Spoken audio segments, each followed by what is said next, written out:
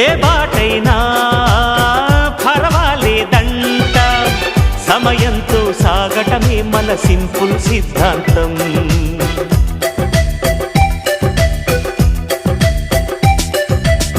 చిరుగాలికి పరిమళమిచ్చే సిరిమల్లెల వనమై ఉందాం, గగనాన్ని నేలను కలిపే హరివిల్లుల బంతెన అవుదాం.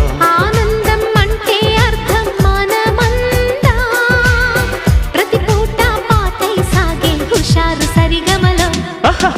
ఎన్నో ఎన్నో రాగాలుండే సంగీతం కాదా, చల్లకి నవ్వుల కేరింత.